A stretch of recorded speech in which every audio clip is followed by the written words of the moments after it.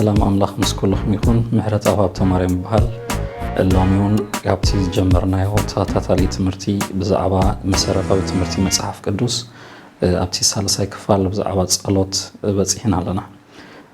أبتي زحلفه زرعنا يو موداتا كفال زنبره تمرتي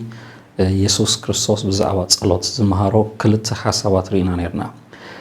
قاليهم كرأيلهم زصليو قبوزات زبلهم حسبهم كم استقبلوا قاليهم دما أحزاب إلو زصوعهم ببزحي قالاتهم وببزحي زربا ويون بمدققام قالات زسمعوا زمسلهم زبلهم دما كالعي عينة سوات كن مسلو زي قبقنا نيصلوت عينة كم زخونا يسوس مهيرو نيرو كابهم بمقتصال تي يسوس كريستوس زمهارو سخاتكم سي كتصليو كلهم كمزي دعا تصليو إلو زمهارو تمرتي لومي كابو أتصيلنا كرينا قدمينا بتي تمرتي مخادنا حتصير صلوت كنصلينا እግዚአብሔር አምላክና ነመስግና ካለና ስለዚህ እድል ስለዚህ ትምርቲ ስለዚህ ናይ ቴሌቪዥን አገልግሎት ኩሉ ነመስግና ካለና በቦቱ ኮይና ምንስምዑ ሓዋታይ ድማ ብስምካ ይባርኽ ጎይታ በኢየሱስን ንትምርት ዝኸውን አእምሮ ፍልጠት ጥበብ ምስትውዓል ክፈስስ ጽምዓት ቃልካ ክፈስስ ከምኡ ድማ ናይ ጸሎት መንፈስ ኣብ ህዝብኻ ክፈስስ በኢየሱስ ክርስቶስን ንጸልይ ኣለና እዚ ድማ ንስኻ ትጥቀመሉ መገዲ ክኸውን ንጸልይ ብጎይታ በኢየሱስ ክርስቶስ አሜን።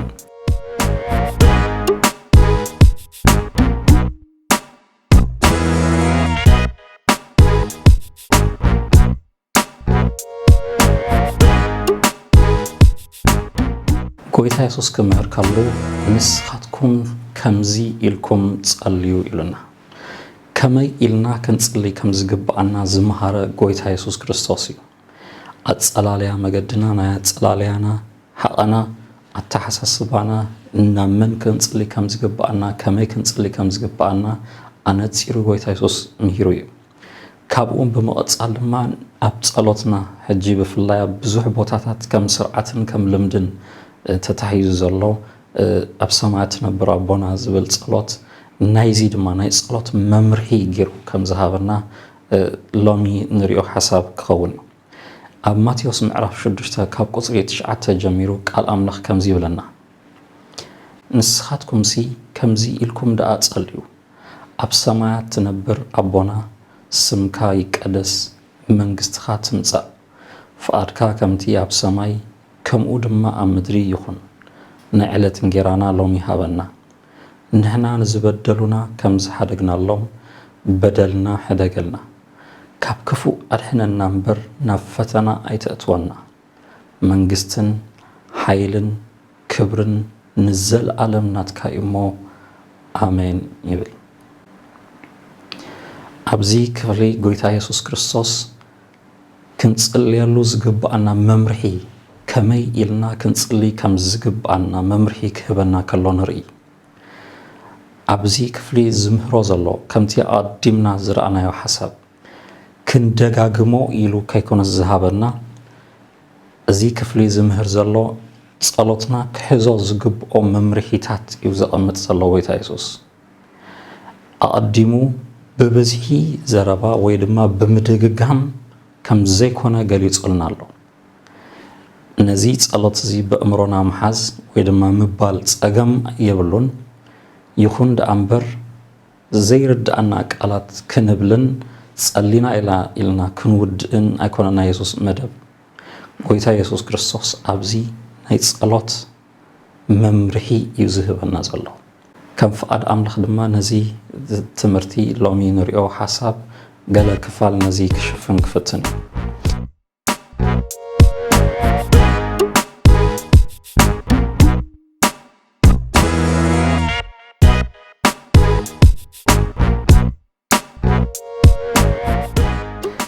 እቲ ቀዳማይ ሓሳብ ጎይታ ኣብዚ ዝዛረቦ ዘሎ ኣብ ሰማያት ትነብር ኣቦና ኢሉ ይገልጽ። እቲ ቀዳማይ ሓሳብ ኣብዚ ዝገልጾ ዘሎ ምስ ጸሎት ምስ ኣምላኽ ሕብረት ምግባር ከም ዝኾነ እዩ ዝነግረና ዘሎ። ጸሎት ምስ እግዚአብሔር ኣቦ ሕብረት ምግባር እዩ። ኢየሱስ ክምህር ከሎ ኣብ ሰማያት ትነብር ኣቦና ኢልኩም ጸልዩልና ስለዚ እቲ ኣቦ ከም ዘለና ሰማያዊ ዝኾነ ኣቦ ከም ዘለና ዝገልጽ ሓሳብ እዩ ዝህብ ዘሎ ብፍላይ ኣብ ናይ ይሁዳውያን ኣተሓሳስባ ከምኡ ድማ ኣብ ብሉይ ኪዳኑን ብዙሕ ዘይረኣይ ፈሪሳውያኑን ኣጸቢቖም ዘይገለጽዎ ወይ ድማ ብጎይታ ብኢየሱስ ክርስቶስ ጥራይ ጸቢቖ ዝተጋሃደ ሓሳብ እግዚአብሔር ኣቦ ከም ዝኾነ ከም ኣቦና ክንቀርብ ከም ዝግባአና ንሱ ናይ ፍጥረት ኩሉ ኣቦ ነቶም ዝኣምኖ ኩሎም ኣቦ ከም ዝኾነ ዝገልጽ ሓሳብ እዩ ጎይታ ኢየሱስ ሒዙ ዝመጽእ ዘሎ ስለዚ ናብ እግዚአብሔር ኣምላኽ ክንመጽእ ከለና ብፍርሂ ቀትለና ከሳቅየና ከጨንቀና ሕግን ስርዓትን ኣብዚሁ ብብዙሕ ጻዕሪ ብብዙሕ ዋጋ ምኽፋል ናብኡ ክንመጽእ ዝገብር ጎይታ ከይኮነስ ብፍቕሪ ንደቁ ከም ዝደሊ ኣቦ ገይሩ ኢየሱስ ክርስቶስ ይገልጸሎ ንሕናው ናብኡ ክንመጽእ ከለና ናብ ኣቦና ናብቲ ዘፍቅረና ኣቦ ክንመጽእ ከም ዝግባአና እዚ ዓይነት ስእሊ ዝህብ ዘሎ እቲ ኣቦ ዝብል ሓሳብ እቲ ስምና ንወስደሉ ወይ ድማ ብስሙ ንጽውዓሉ መንነት እዩ ኢየሱስ ዝህብ ዘሎ ወይ ድማ መንነትና ንወስደሉ ቦታ ከም ዝኾነ ካብ ኣቦ እዩ እቲ ስም ዝውሰድ ካብ ኣቦ እዩ እቲ መንነት ዝውሰድ እቲ ኣቦ ዝብል ሓሳብ መበገሲ ወይ ድማ ምንጪ ወይ ድማ እቲ ዓይኒ ማይ ዝብል ሓሳብ ናይ በረኸት ወይ ድማ ናይቲ ስልጣን ርእሲ ዝብል ሓሳብ እዩ ትርጉሙ ዘለዎ ስለዚ ጎይታ ኢየሱስ ክርስቶስ ናብቲ ናይ ኩሉ ምንጪ ናይ ኩሉ በረኸትና ሱር ዝኾነ ናይ ኩሉ ፍጥረት መበገሲ ዝኾነ ኣቦ ናብኡ ከም ንመጽእ ዘለና ክርድኣና ከም ዘለዎ እዩ ዝምህር ዘሎ ስለዚ ክንጽሊ ከለና ናብ ኣቦ ንመጽእ ከም ዘለና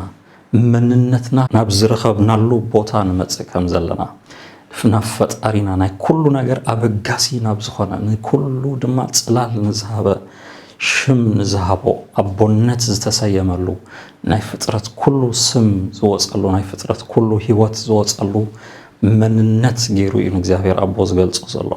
ስለዚ ናብ ጸሎት ክንመጽእ ከለና ምስቲ ህይወት ዝረኸብናሉ ቦታ ምስቲ ህይወት ዝሃበና ኣምላኽ ምስኡ ሕብረት ንገብር ከም ዘለና ዓይነት ስእሊ ዝስእለና ዘሎ ሰብ ክጽሊ ከሎ ናብቲ ሓቀኛ መንነቱ እዩ ዝመጽእ ዘሎ ናብ ኣቦኡ እዩ ዝመጽእ ዘሎ ናይ ኩሉ ምንጪ ዝኾነ ናይ ኩሉ በረኸት ሱር ናብ ዝኾነ ኣምላኽ እዩ ዝመጽእ ዘሎ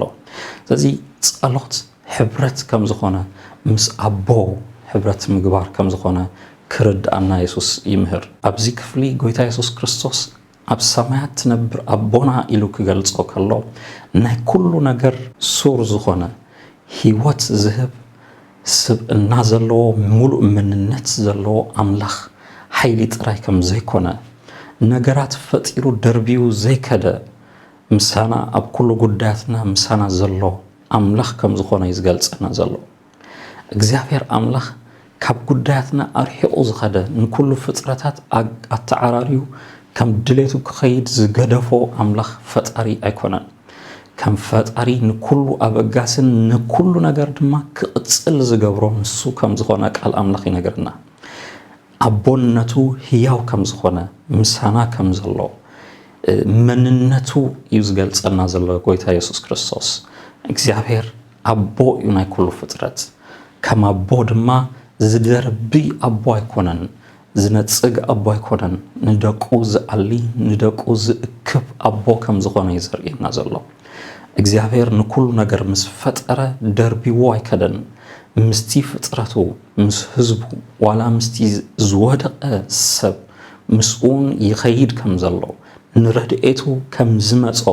ንረድኤት ወዲ ሰብ ነቲ ሓደ ዘፍቅሮ ወዱ ከም ዝለኣኾ እዚ ስእሊ ጎይታ ኢየሱስ ክርስቶስ ዝህበና ዘሎ ስለዚ ጎይታ ክምህር ከሎ እግዚአብሔር ህያውን ቀረባን ኣቦን ከም ዝኾነ እዩ ዝምህር ዘሎ እዚ ጎይታ ኢየሱስ ክርስቶስ ዝገልጾ ዘሎ ሕብረት ወይ ድማ ዝገልጾ ዘሎ ዓይነት ጸሎት ምስ ኣቦ ዝግበር ሕብረት ከም ዝኾነ ይዘረድእ እዚ ሕብረት እዚ ኣብ ስድራ ቤት ንዝርከብ ፍቕሪ እዩ ከርኢ ዝደሊ ዘሎ ጎይታ ኢየሱስ እግዚአብሔር አምላኽ ከም ኣቦ ክንቀርቦ ከም ዝግባአና እዩ ዝምህረና ዘሎ ናብ እግዚአብሔር አምላኽ ክንቀርብ ከለና ናብቲ ርእሲ ናይቲ ስድራ ቤት ዝኾነ ርእሲ ናይቲ ቤት ዝኾነ አምላኽ ናብኡ ንቀርብ ከም ዘለና ክርዳአና ኣርሒቕና ከይኮነስ ናይ ሩሑ አምላኽ ከይኮነስ ናይ ቀረባ አምላኽ ከም ዝኾነ ንእግዚአብሔር ይገልጸሎ እግዚአብሔር አምላኽና ናብቲ ስድራ ቤቱ የእትወና ከም ዘሎ ስድራ ቤት አምላኽ ኢና ይዝብል ኣብ ኤፌሶን እዚ እግዚአብሔር አምላኽ ናብቲ ስድራ ቤቱ ከም ዝጸውዓና አቦ ኢልና ክንጽውዓሉ መንፈስ ከም ዝተቀበልና አቦ ኢልና ንጽውዓሉ ናይ እግዚአብሔር ቅዱስ መንፈስ ኣብ ውሽጥና እዚ ናይ ውልድነት ስልጣን ከም ዝሃበና ናይ መጽሐፍ ቅዱስ ትምህርቲ ኣብዚ ጎይታ ኢየሱስ ክርስቶስ ኣብ ዝመሃሮ እዚ ማእከላይ ናይ ጸሎት ሓሳብ እዩ ስለዚ ናብ እግዚአብሔር አቦ ክንመጽእ ከለና ወይ ድማ ክንጽሊ ከለና ናብቲ ናይ ስድራ ቤት ፍቅሪ ናብቲ ስድራ ቤት ናብ ዘለዎ ቦታ አቦና ናብ ዘለዎ ቦታ ንመጽእ ከም ዘለና ክርዳአና ጎይታና እዚ ሓሳብ ይህበና ኣሎ ኣብቲ ስድራ ቤት ውሽጢ ድማ እዚ አቦ ድማ ጨካና አቦ ቆጣዕ ክቐጽእ ወይ ድማ ከፈራርህ ጥራይ ዝመጽእ አቦ ከይኮነስ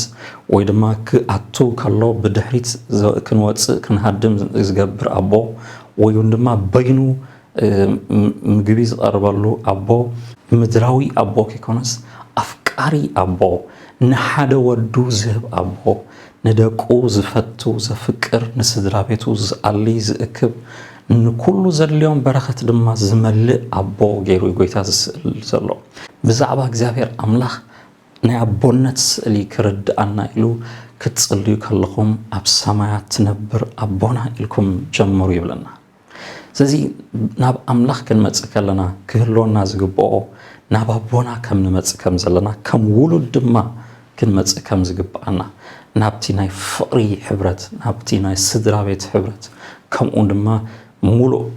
መንነቱ ርእሱ ዝገልጽ ኢዱ ዘርጊሑ ድማ ዝቕበል አቦ ናብኡ ንመጽእ ከም ዘለና እዚ ስእሊ ጎይታ ኢየሱስ ክርስቶስ ናይ ጸላልያና መንፈስ ናብ አቦና ክንመጽእ ከም ዘለና ክርዳአና በዚ መንፈስ ክንጽሊ ከም ዝግባአና ኢየሱስ ዝመር ዘሎ ስለዚ ክንጽሊ ከለና ናብቲ ፍቅሪ ዘለዎ ሕብረት እምበር ብፍርሃት ናብ ዝግዛእ ናይ ባርነት እምነት ውሽጢ ወይ ድማ ሃይማኖታዊ ስርዓት ውሽጢ ንመጽእ ከም ዘለና ክስምዓና ይብሉን በቲ ዝበደልናዮን ዝተጋገናዮን ክቐጽዕ ከጥፍኣና ወይ ድማ ገለ ጾር ኣብ ከሸክመና ዝመጽእ አምላኽ ከይኮነስ እግዚአብሔር አቦ እዩ ካብ ኃጢአትካ ከንጽሐካ ካብቲ ዝወድቃሉ ህይወት ድማ ከተስኣካ ዘፍቅር አቦ ኢዱ ዘርጊሑ ዝጽበይ አቦ ከም ዝኾነ ጎይታ ኢየሱስ ዝምህር ዘሎ ስለዚ ጸሎት ምስ እግዚአብሔር አቦ ዝግበር ሕብረት እዩ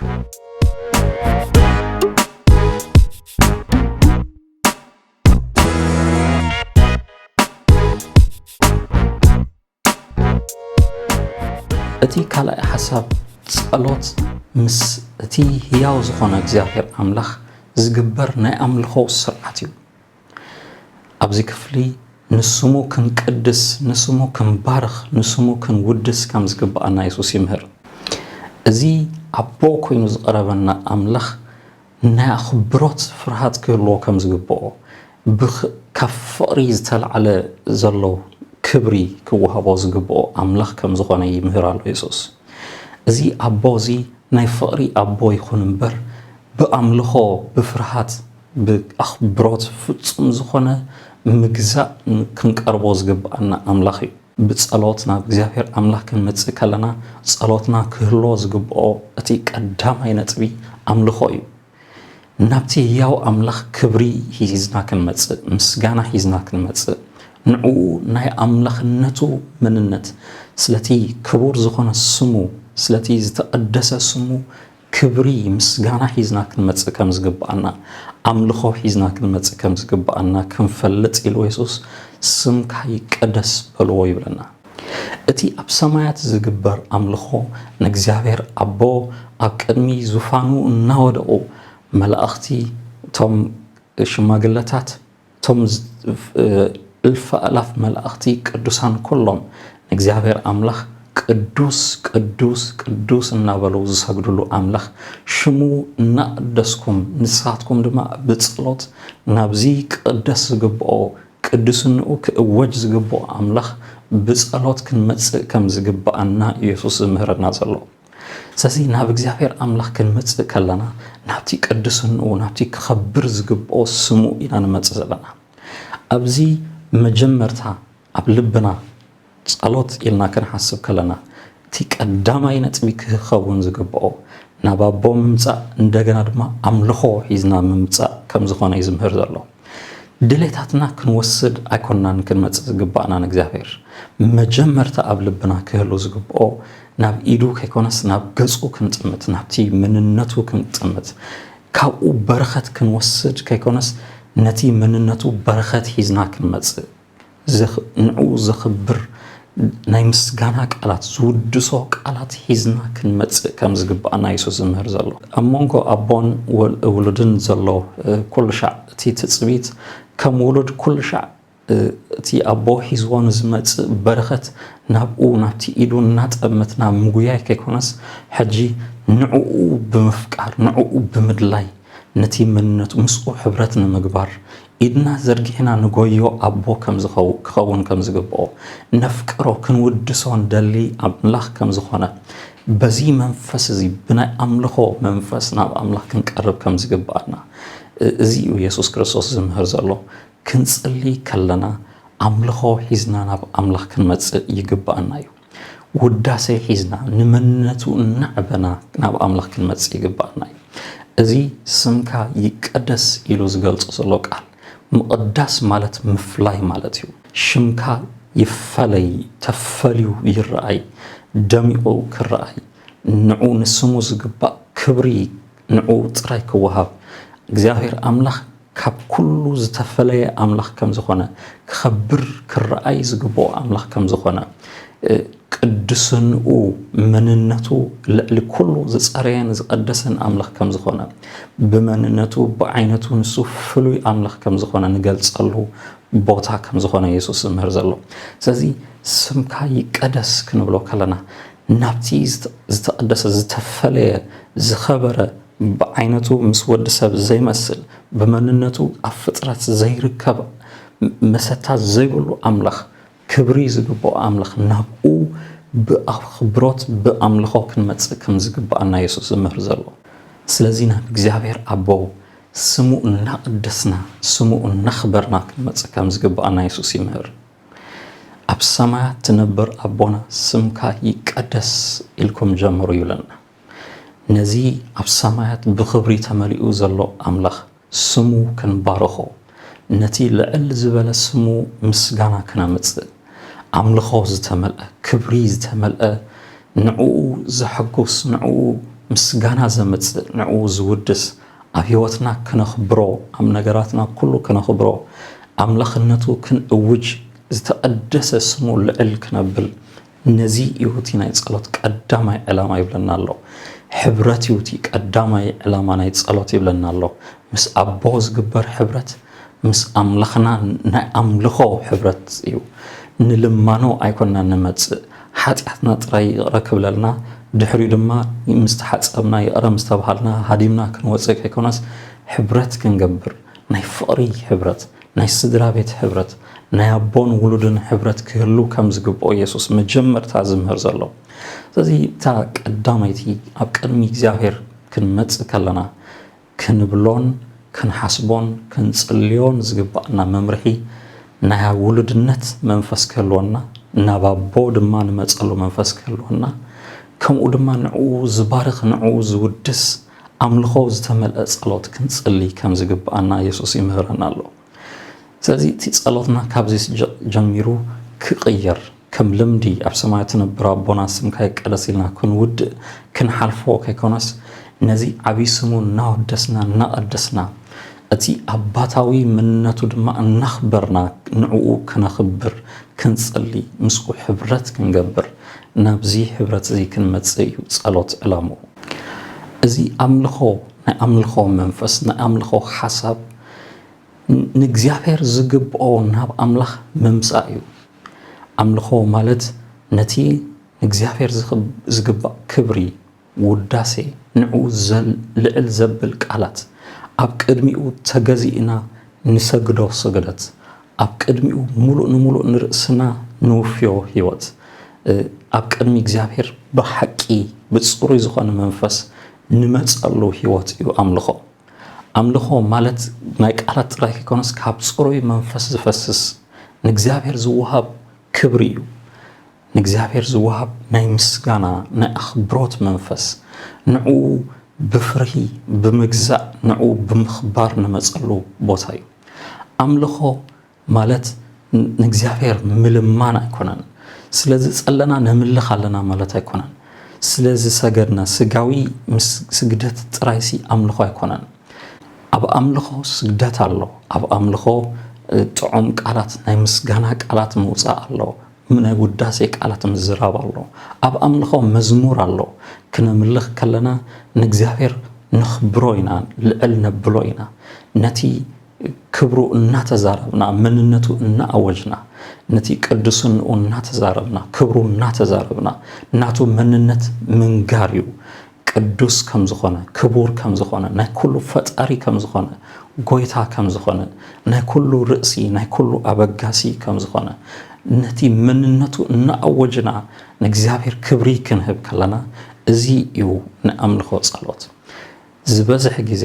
ኣብ ግዜ ጸሎት ሰብ ዝሓስቦ መጺኻ ካብ ኣምልኽ ምቕባል ይቕረበለኒ ኢልና ምጅማር ወይ ድማ ክንቅበል ጥራይ ናትና ጉድለት ጥራይ ሓሲብና ንመጽእ እዚ እዩ ኣብ ልብና ዝበዝሐ ዝመጽእ ነቲ ጸሎትና ዝሕዝ ሓሳብ ጸሎት ግን ናብ ኣምልኾ ቦታ ምምጻእ ከም ዝኾነ